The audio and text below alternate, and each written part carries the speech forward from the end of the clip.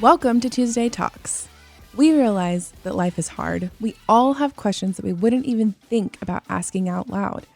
The comforting thing is, you're not alone. We're all asking them. That's what this podcast is for.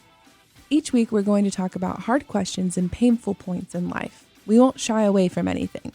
If you've thought it, we're going to talk about it so you feel seen and understood. Join us for our conversation this week on Tuesday Talks.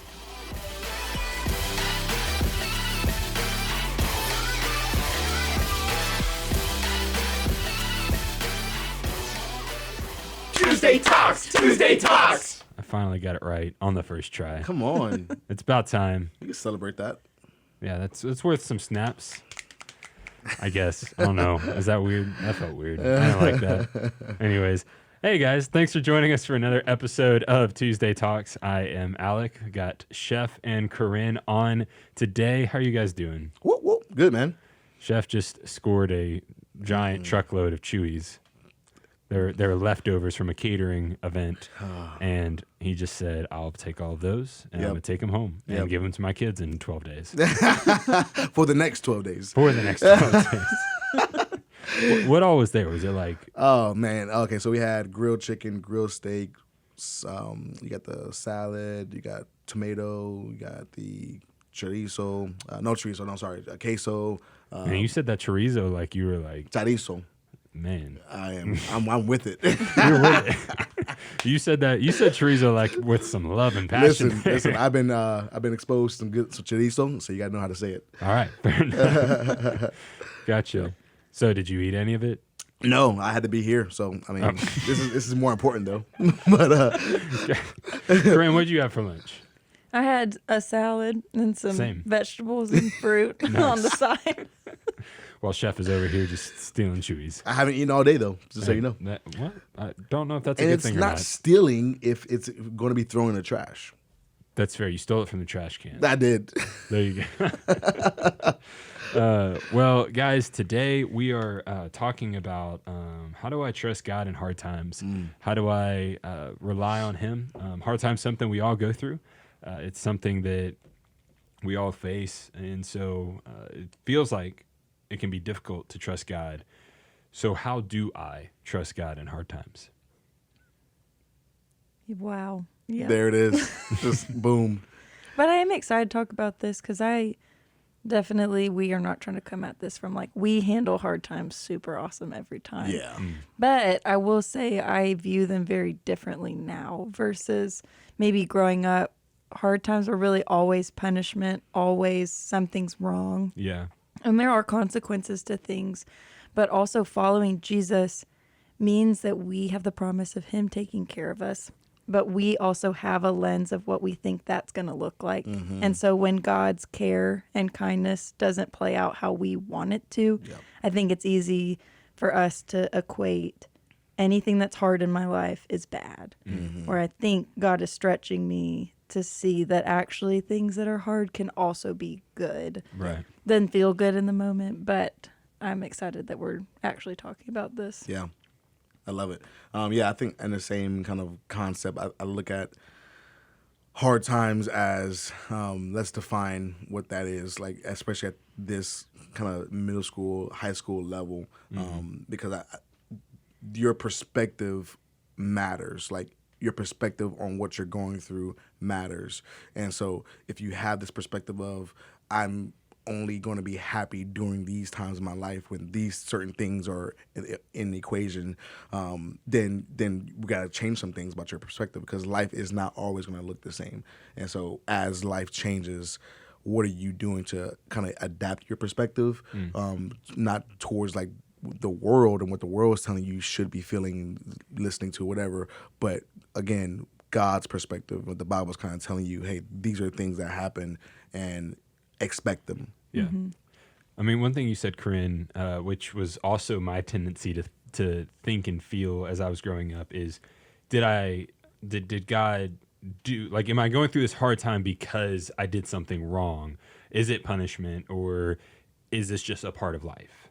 Yeah, and I think there's times where, yes, God does not bless disobedience, and he gives us the freedom of choice. And so we have lots of choices. And if we have given our lives to the Lord and we're followers of Jesus, but we choose to try to live of the world as well, and we try to do things our own way, and we try to stray away from God, God's not going anywhere, but we go, then we're not going to find our fullest life that way. And Yeah. so there may be ways that God actually, with perspective and his kindness, allows things not to work out the way we want them to, Yes. to invite us back to himself.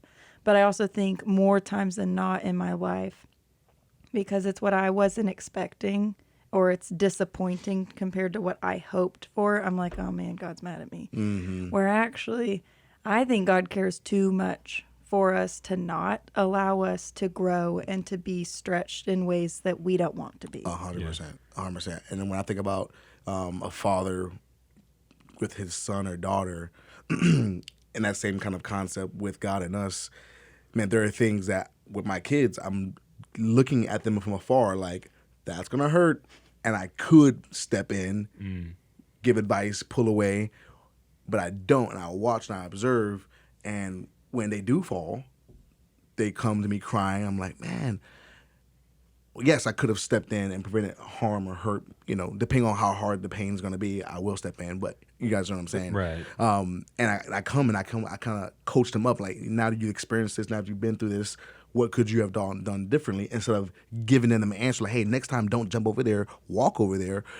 I walk them through with questions instead of, hey, here's what you need to do next time. Yeah. And so I don't know if that God has that same mentality, but I look at kids and children, the best thing for them sometimes is to experience things that aren't going to be detriment to their life or whatever, but that as a parent, I can walk with them through and guide them through like, hey, let's make a decision next time that doesn't have this consequence. Yeah. Yeah, that makes sense. So if I'm going through a hard time, what do I do? Do I pray harder? Do I spend more time in the Word? Do I go to church? Like, do I just Christian harder? Is that what I need to do? Is just Christian harder? Yeah. I think for me, when I start to answer this question, I have to do a couple things. I have to first understand who and where this is coming from, the pain, the hard life, the what am I going through? Where's it coming from? At the center of it all, I like to use this term that God did it. And so when you look at the entire Bible, look at everything that happened in the Bible, look at all the hardship that Joseph went through. Look at all the hardship that Job went through. Look at the hardship that Jesus went through. Look at the hardship that the prodigal son. There's all these parables, and you got these pictures of just like, and you look at, man, these things that these people have gone through, and you look at, man, this question of, is God sovereign or not? And when I say sovereign, I mean, is God in control? Yeah. Are these things happening outside of his knowledge, power, and his headship and authority? And we have to answer that question with no. Nothing happens outside of his sovereign control and authority. And if that's the case, if that's really true, if that's really the perspective we have as believers, then we know that we don't go to the devil and start blaming him for things. Like, the devil did this, you did this, devil. Now, does the devil act at certain times? 100%. Do we know when he's acting or when the demons are acting? No. But again, who is the devil under headship of? Under God. At the end of the day, nothing happens. Even when you look at Job's story, the devil had to come to God and ask for permission. Yeah. So when we start any of this conversation, it has to go with, okay, who at the end of the day is in charge? It's God. It's really God. There's no point of us having a conversation with God, with the devil, or being mad at the devil. Like, none of that matters. That's pointless energy, in my opinion. That's pointless energy. You go straight to the source. And so when you go straight to the source and you see that God is doing it, God is allowing it, God is doing this, then comes the emotional side of it, where you have this perspective of, okay, God did it. Now, what do I feel about now that I know that this is allowed by God, or God is doing this? Then the feelings come into play, I think, where it's that, hey, can I hate God? Can I be mad at God? Can I be disappointed with God? And my answer to those things is yes. And then when you start from yes, I'm mad at God, then you can start from that perspective of healing towards restoration and understanding why. Because I think if you have this idea of like, oh, God did this to me and I'm going to just accept it. I'm just going to accept it and I'm not going to ask any questions. Well, that's not what he wants either. Like, he doesn't want this robot relationship where you are just accepting things that you are mad about and not communicating anger or hatred or madness. Like that's not what he wants. He wants this relationship where, man, there are things you're going to do that he wants you to bring to him and say, hey, why? So I can show you why. So I think we start with knowing who's doing it, and then after we know who's doing it, causing the pain, where the pain's coming from, the purpose of the pain we don't know yet, but just knowing where to go and ask the questions. Then from there, man, we start the feeling of like, okay, now how do I really feel about this? And then once we get to that point, then, man, we can step into like the practical applications of, okay, here's how I kind of not necessarily cope, but accept and, man, see, man, the real kind of depths of what God could be trying to do. Because it could be, as I say it very strongly, could, because oftentimes there's things that happen in my life still, I don't know the full weight of why, but I have these could be's, and the could be's are keeping me afloat. Because at the end of the day, I won't know the answers until I get to heaven. Yeah. Yippee! That was a Tuesday twister. That was a lot. No, it's good. And I think maybe from the other side, what I would caution is it's very normal to have human feelings. I think my caution is if you're a believer and you're a follower of Jesus, I think I would just caution you to make sure that you like know your place. Like if God is God, then that informs a few things. We're not. If God is God, then we are not. But then also, I think I've definitely gotten into even if I wouldn't say it out loud, because I don't know, we do that as Christians. We're like, I would never say that out loud, but I'm going to think it in my head. Totally the same thing. Yeah. But it's like, gosh, I deserve better. And then the gospel whispers to my heart, do you? Do you? Do you? Yep. Because the gospel tells me that I was given like a chance at this full life in this relationship with God, and I in my sin turned from God and turned to other things. And God in his kindness restored that opportunity to come back to him through relationship, through Jesus's sacrifice on the cross. He took my place. And so now, by grace, a complete gift that I can't earn, I have access to this full life that I didn't deserve. And so that's not some like Jesus answer to like whitewash over your pain. Right. Jesus absolutely wants our pain and our questions, and he can handle our feelings. But I also would caution that we as humans, given grace, don't necessarily get the free ticket just to be super angry at God and just, why'd you do this? And I think it's okay to come to God honestly and with our feelings. I think you're right. We can't ignore that. But if we follow Jesus and we believe that God is in control, then that also means that we are not. And that changes the positioning of how we go to God with our questions and with our feelings. We don't hide them, but we also understand that I don't fully understand and God does. And if that's what I'm going to claim to believe, I also have to live like it. And I think that too is like the main question you're asking is, how do I trust God in hard times?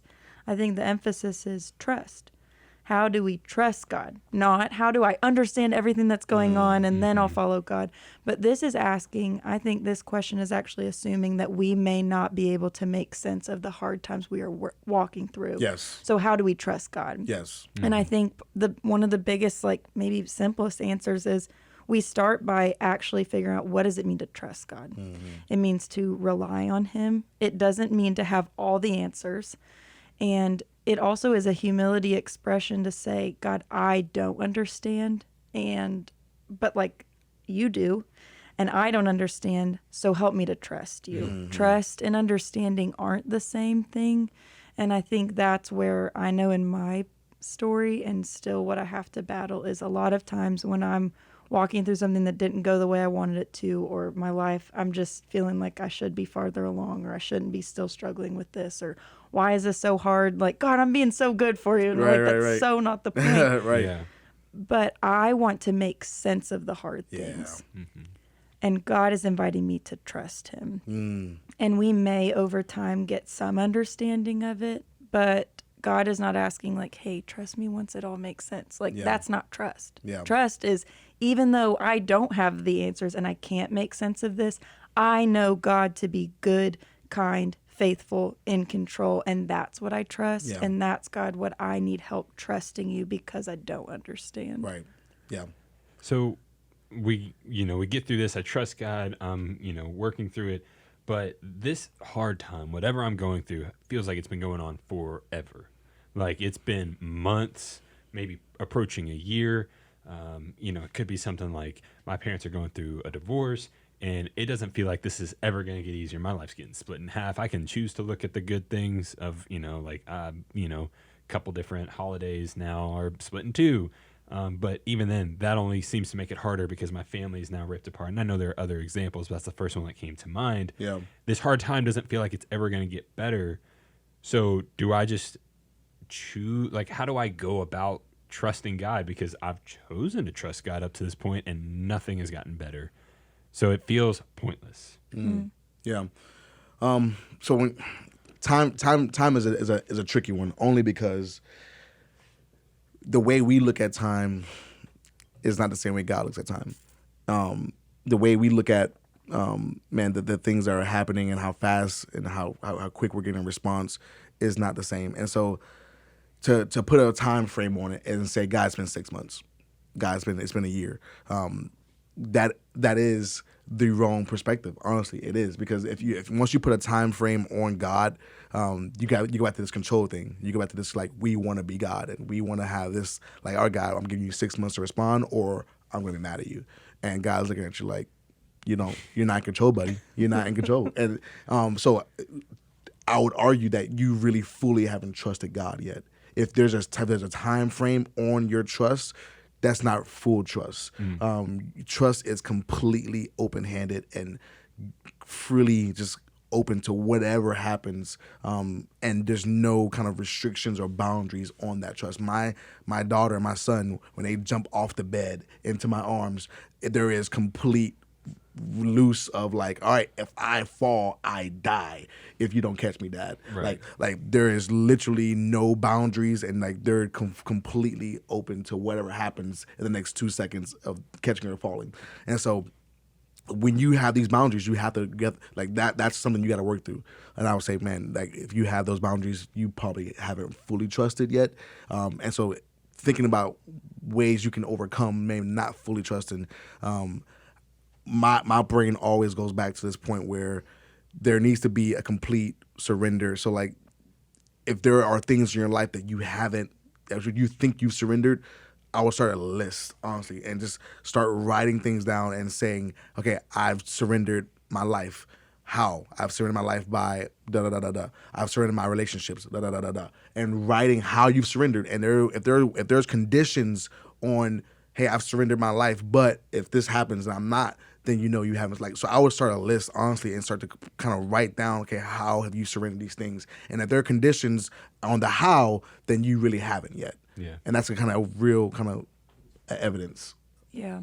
I'm reading Jeremiah right now in, like, my time with the Lord.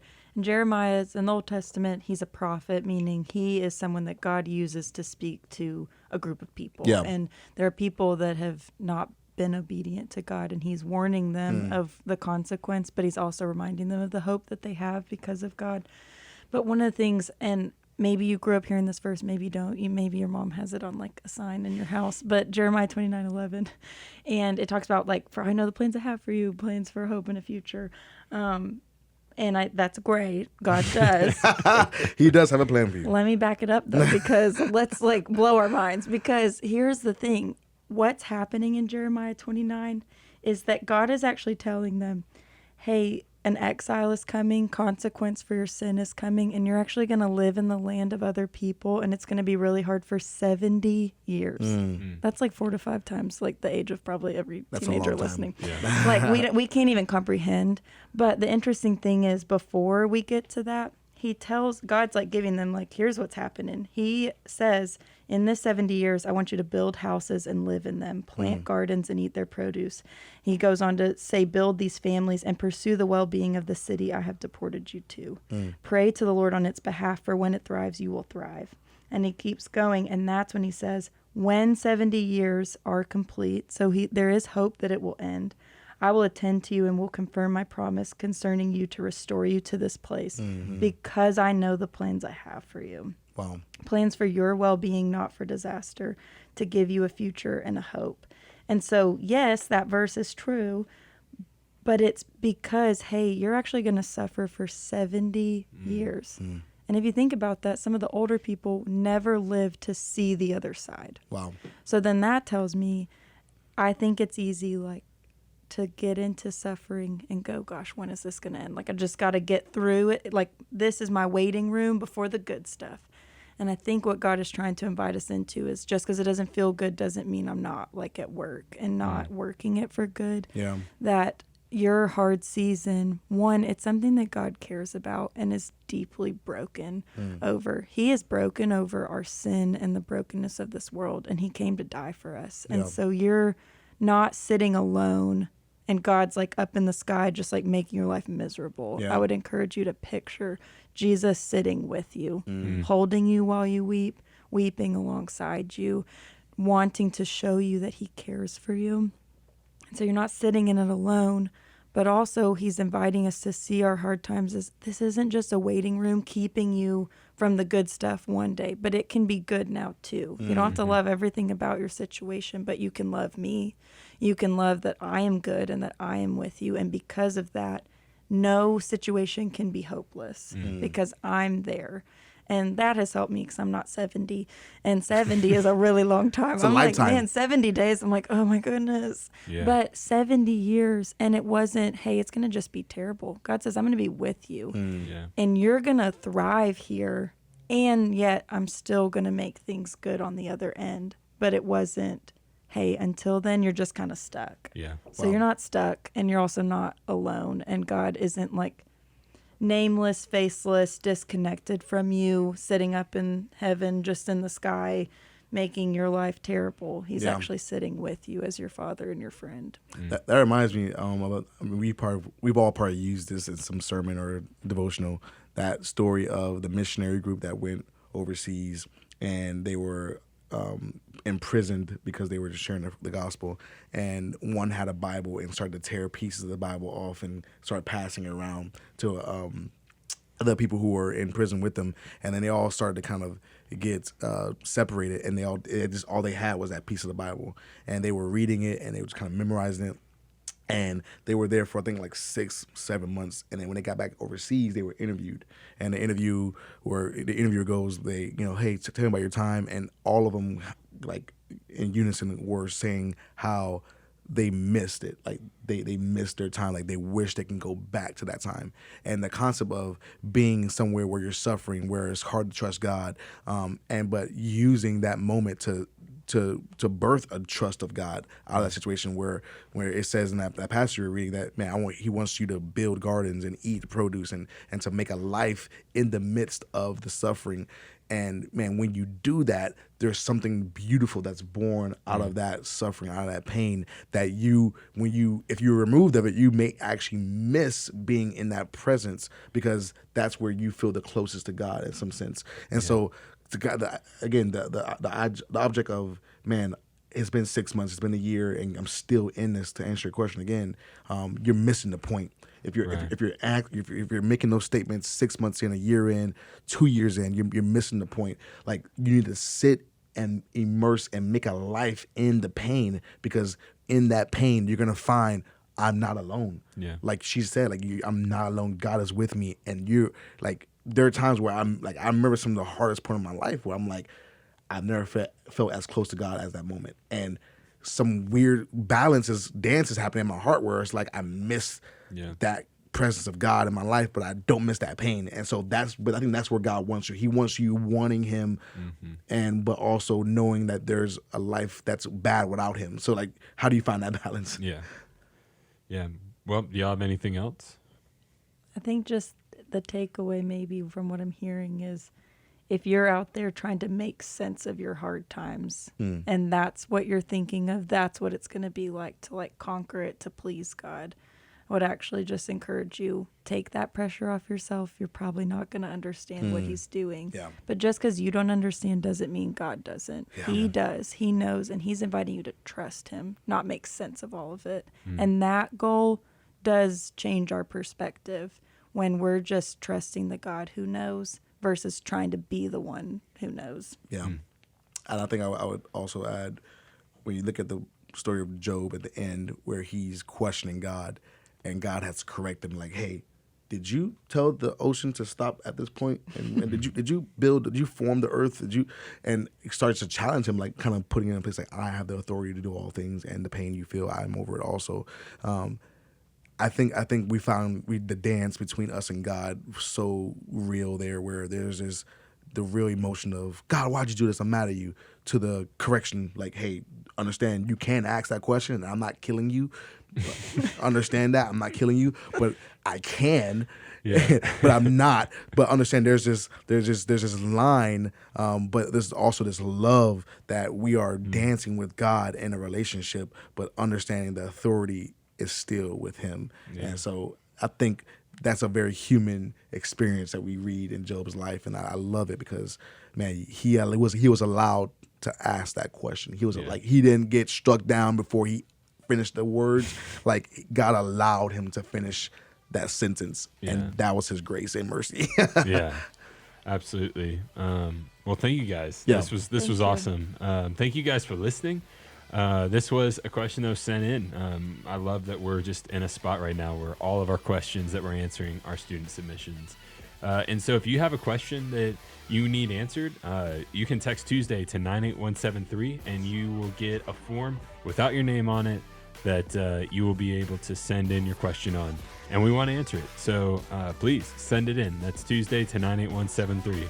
So Chef, Corinne, thank y'all for being on. Thanks. And we'll see you guys next week. See y'all.